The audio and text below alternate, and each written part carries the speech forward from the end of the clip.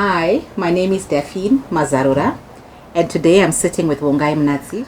Today we want to talk about mental health because this month is the Mental Health Awareness Month, and we just wanted to have a conversation about mental health in Zimbabwe and the issues around mental health. My name is Wongai Mnatsi, like you said. I'm a clinical psychologist who works here in Harare in Zimbabwe. And like you said, mental health is one of those very key and integral things that we don't talk about a lot in Zimbabwe. But we are finding that there's a lot more, mental health problems or challenges that are sort of surfacing within our communities.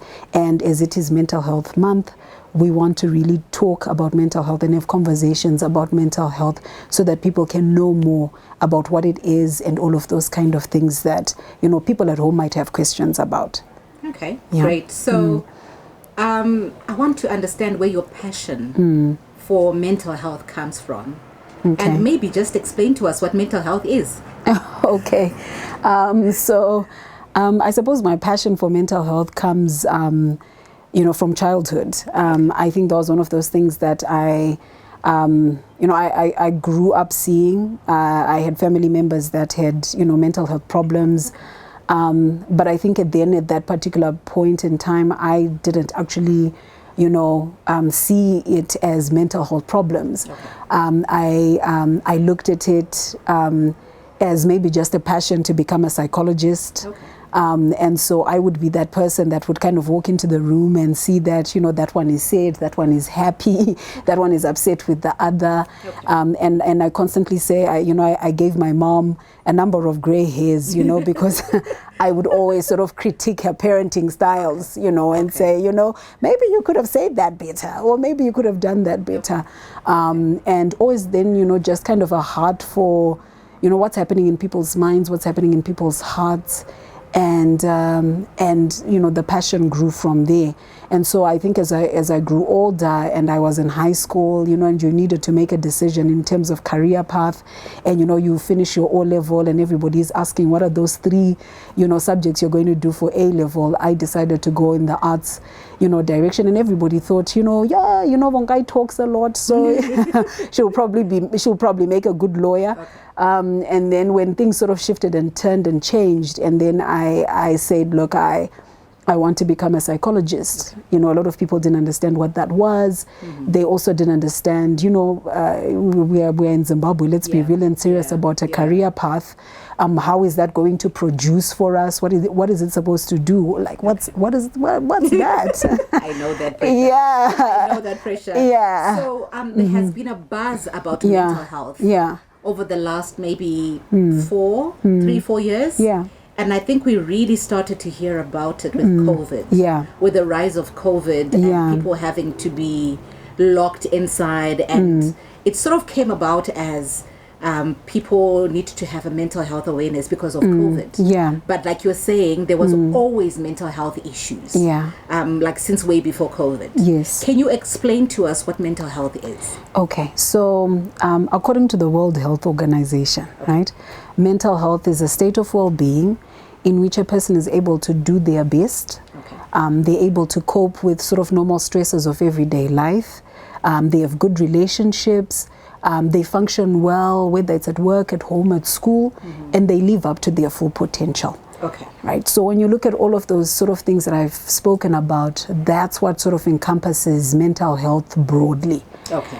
So this is why, when you then look at it, it's something that's always been there, and it's something that a lot of us have not really thought about, or a lot of people have not, given a lot of effort and time to. Yeah. So if you've got a stomachache, if you've got a headache, if you fracture your leg or your hand, a lot of people then go to physical health and say, if you're healthy in your body, then everything is fine. That's true. So we were missing, the mental health aspect, which I should say is very different from mental illness. Okay. Because you find a lot of people confuse things. So it's just all mental health. And when we say mental health, people then just associate mental health to illness. Okay. So health is all of those: state of well-being, being able to do your best, coping with normal stresses of life, doing well at work, at school, all of that, functioning well, and then living up to your full potential. And we can then therefore say illness can also then be seen by all of those sort of things. Okay. You know, not being able to do your best, not being able to cope with stresses of everyday life. And so, you know, when we say stresses of everyday life, waking up is a stressor of everyday life, you know, eating is a stressor of everyday life. And so when you find people start to say, well, you know, you're putting too much sugar in the tea, you're putting, the helper is cooking with too much oil. Do you know how much cooking oil is costing in Zimbabwe? Do you know how much sugar costs? People will have to eat, people will have to bath, they'll have to wash their clothes, all of those everyday life pressures. Okay. And when you find that you're struggling to cope with those things, we know that there's actually something that's going on with your mental health, and your mental health has been affected. Okay. So we then see it then in your functioning. Okay. Then your relationships are affected. You know, this is why people are constantly shouting at each other, or, you know, somebody is snapping, or they are moody, and we are saying, "Ish, the temperature is hot today," and all of those kind of things.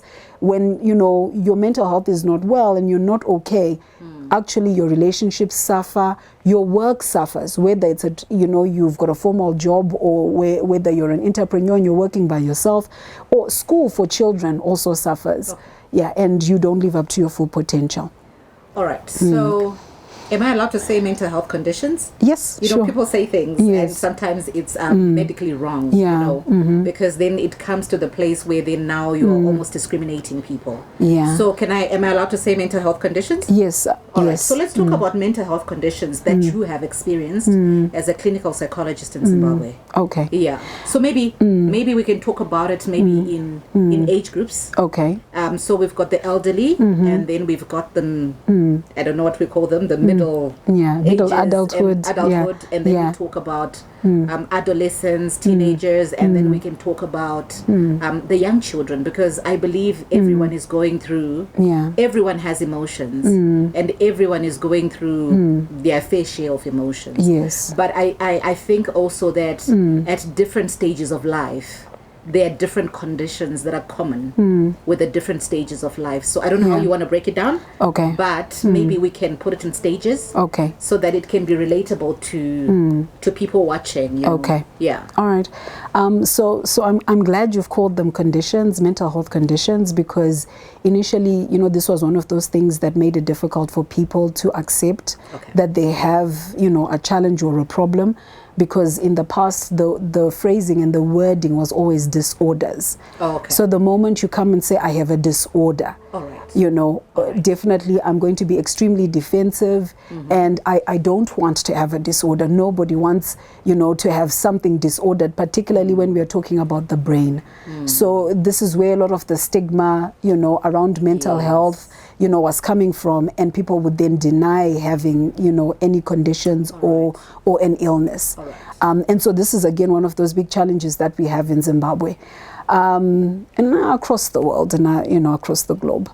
But when we're talking about conditions, you know, there are, you know, many types of mental health conditions, and they are classified differently depending on the signs and symptoms. So in the same way that we would have, you know, diarrhea, for example, as a stomachache, typhoid as a stomachache, cholera as a stomachache. There are different types, different classes. They might all be stomachaches, but they have different signs and symptoms. They have different causes, and they've got different sort of treatment, ways of treating them. It's the same thing that you can say about, you know, mental health conditions, that they are different and they're classified in many different ways with different signs and symptoms.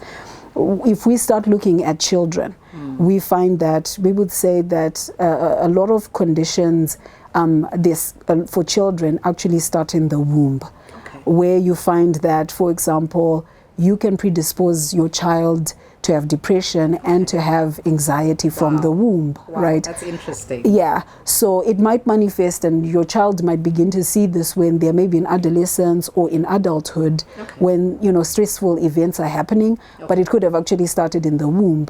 So if mom continues to pass stress hormones to the baby, or if mom is depressed while she's pregnant, she can actually predispose her child to be depressed or to have anxiety. Again, we've got other neurodevelopmental conditions or conditions that sort of affect the brain or start from the brain that actually occur or happen in childhood. Right. So you find that, you know, the reason why we want, you know, mothers and parents in general, including fathers, to be careful about pregnancy, take care of children well, even whilst they're still in the womb, is because there are some of these things that can happen. Okay. So you find if mom is drinking while she's pregnant, she can actually cause the child to have, you know, brain damage and deformities that will then lead to problems when the child is born.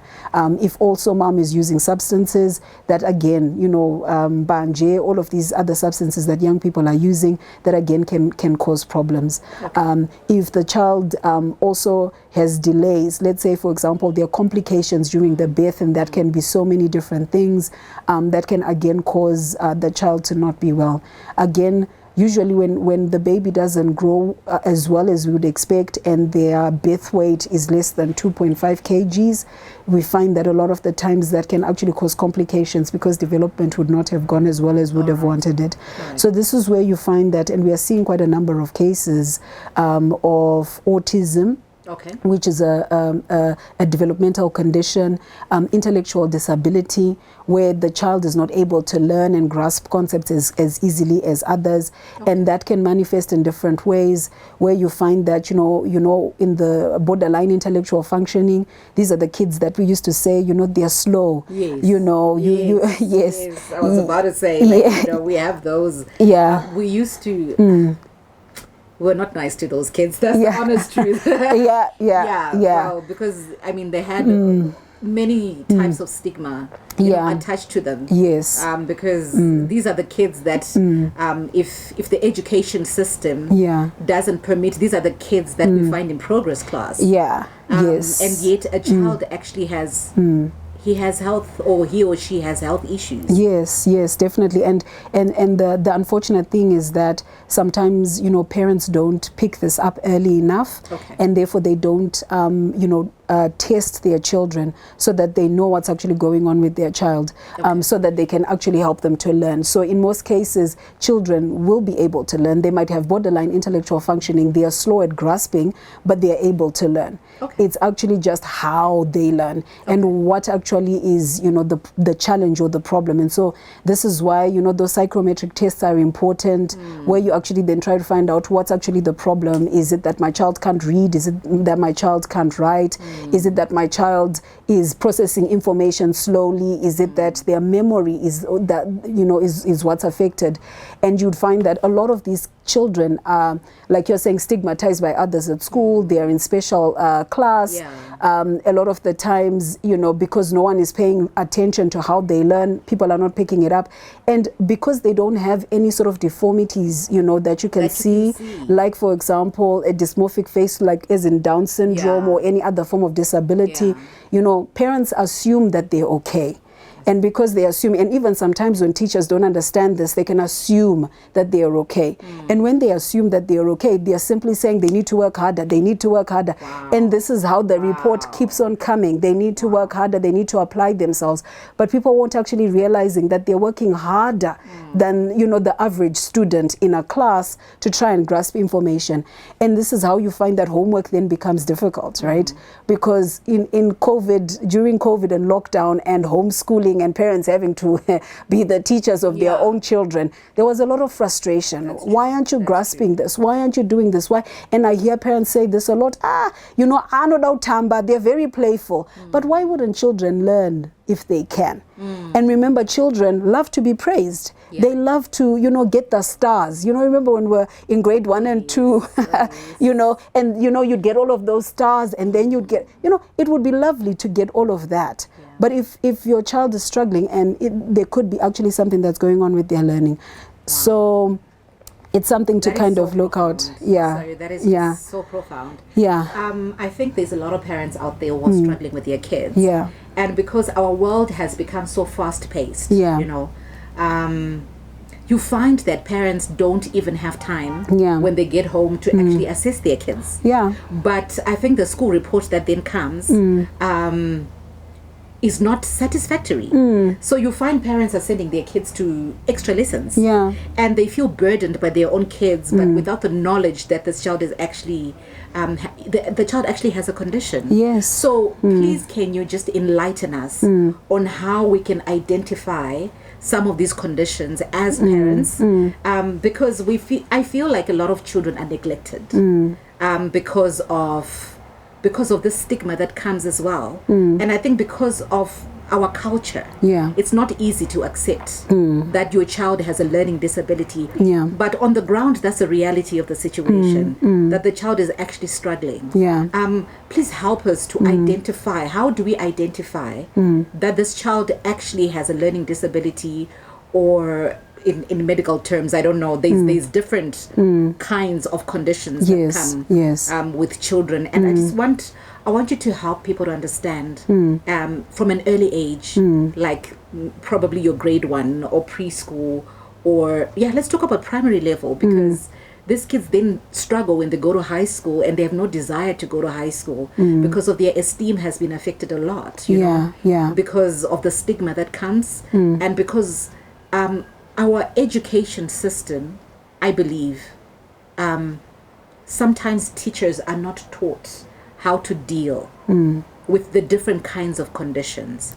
We are a mainline education system, and everybody goes into the same class. And if you can't cope, progress class, hopefully the progress class teacher will do something with you, and then they'll bring you back, and then you will struggle, then they'll take you back, and other kids stay in progress class until grade 7. You know, so how do we identify the conditions? How do we see as parents that my child is struggling? What are some of the things that we can look out for? I mean, all of those are really good questions, and I think if people knew that right from the beginning, they would be able to then get help for their children. So the first thing that we actually look at is milestones, right? So, you know, those developmental milestones, when a child is born, are they able to raise their head? Can they follow things with their eyes? And then when they get to a certain age, you know, can they lie on their belly and, you know, raise their head, and their head is not falling down? So all of those are sort of like physical milestones that we have on that yellow baby clinic card. So actually it's showing us that physical development is aligning with mental development. And so when that is delayed, when your child doesn't sit at 6 months, doesn't crawl at 9 months, doesn't stand and walk at a year, doesn't start speaking 1 or 2 words by the time they're like a year, 2-3 months, and all of those kind of things, we know that that actually is telling us or signaling that there is a developmental delay. The mind is not developing at the same time as the body is developing. And this is where then the disconnect comes. And so you see all of these things where people start potty training children at 2 or 2.5. The mind is not there yet. This is why you're beating the child quite a lot, because you're saying you're talking a lot, but you're not telling me that you want to go to the potty. The thing is, the mind hasn't developed to the place where it's actually triggering the child to say there's something that's happening. And then therefore they can tell you that they want to go to the potty. And this is why it starts happening around 3. So you start angling around that time. There are others that can be a lot earlier. There are others that can be a little bit later. But if it's a month or 2 later, okay. But if it goes beyond that, then we are saying that there's a problem. And then as the child develops, you can see that children develop in many different domains. We are saying their physical body, what they're able to do, run, walk, and jump, and all of those kind of things.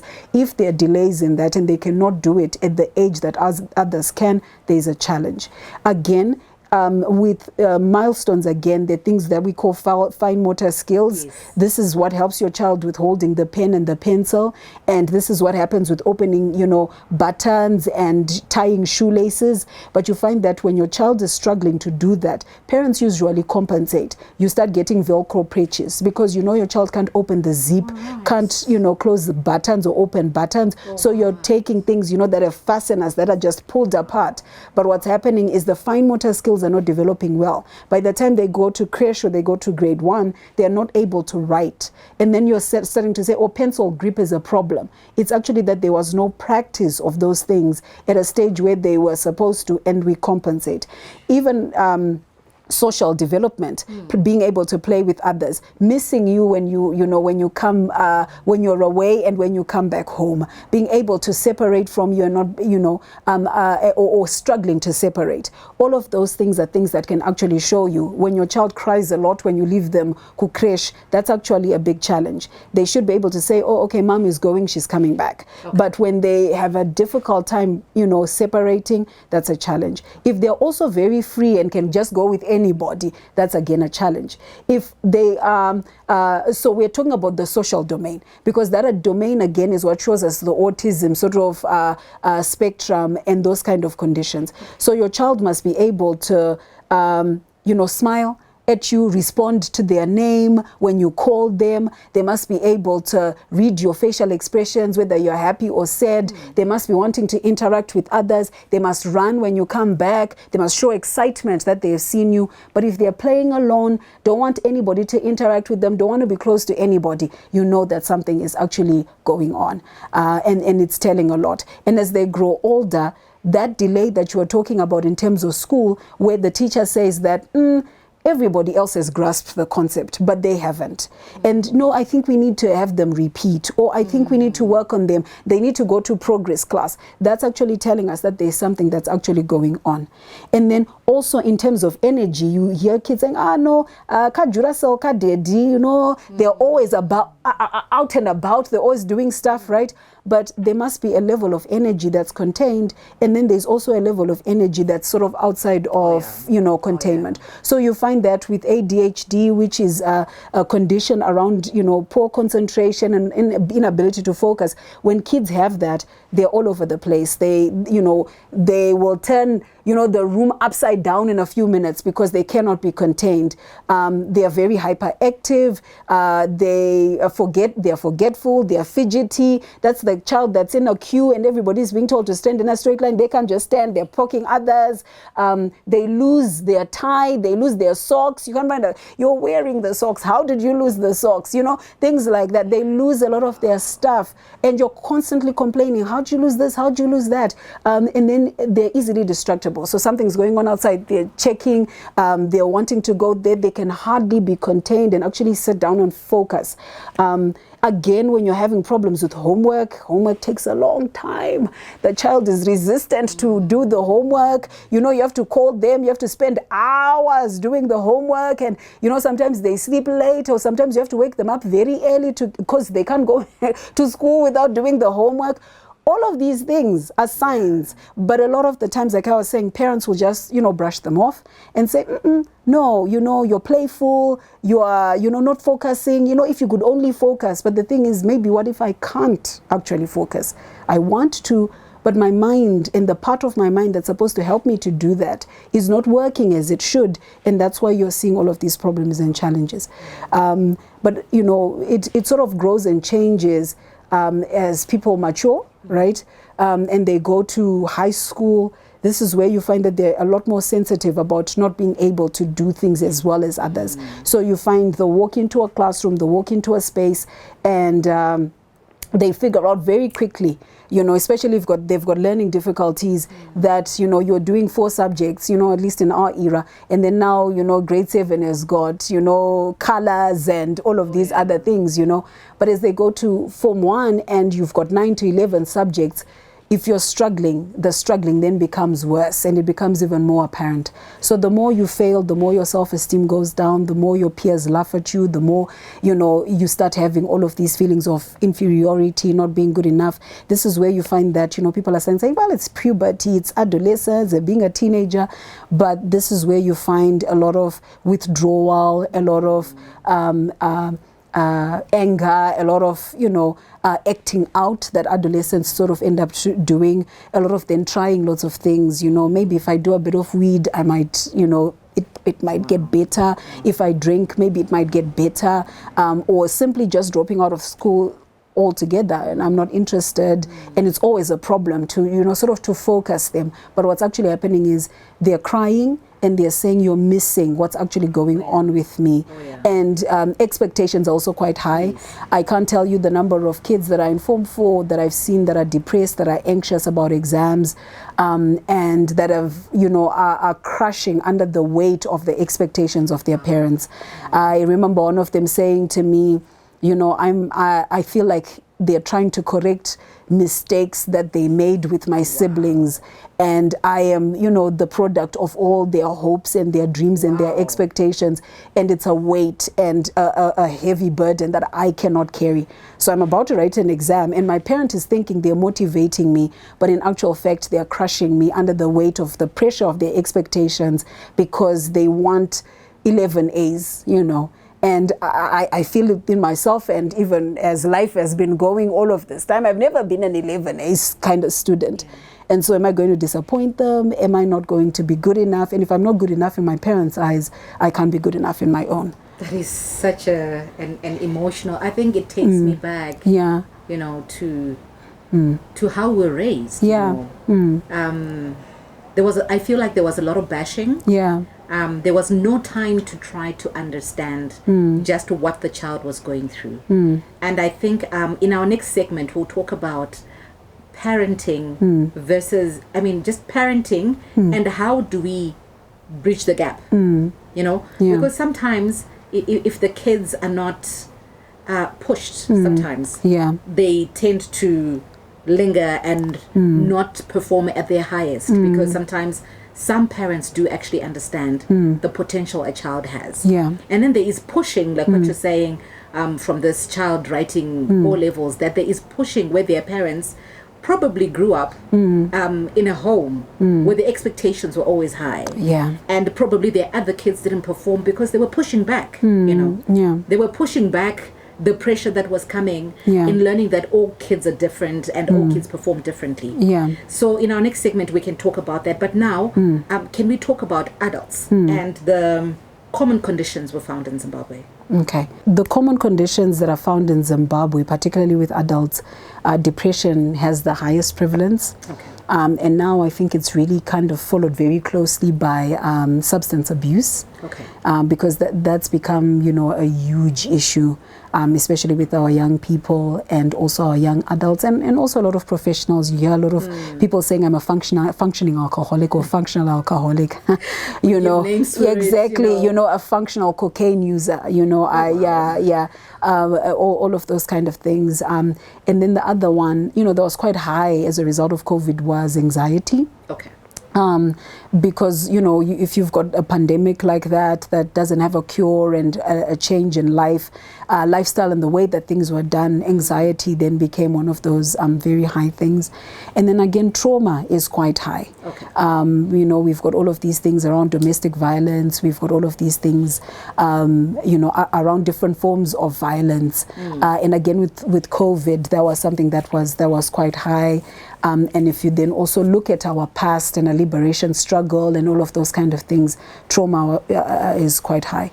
And then also another one that's high, but is part of many different conditions, is psychosis. This is all when you hear people say, I'm hearing voices, I'm seeing things that people cannot see. But mostly it's expressed in Zimbabwe as schizophrenia. And that's those people that we are seeing who are in the street. They're dressed in many different things that they're dressed in. They're picking food from the bins. They're talking to themselves. They're laughing. They are confused. They don't know where they are. They're walking, and basically. And so those are sort of the common conditions that we sort of see. And coupled with depression, mostly bipolar is also part of our community as well, where you then see that mood difficulties where highs and lows, and somebody can go to the extremes. The depression is the sad side. The bipolar is the mania that then goes to depression. So those are the common ones. And you find that in early adulthood, we can actually say depression can start from children, but mostly we find it in adolescence, early adulthood, middle adulthood.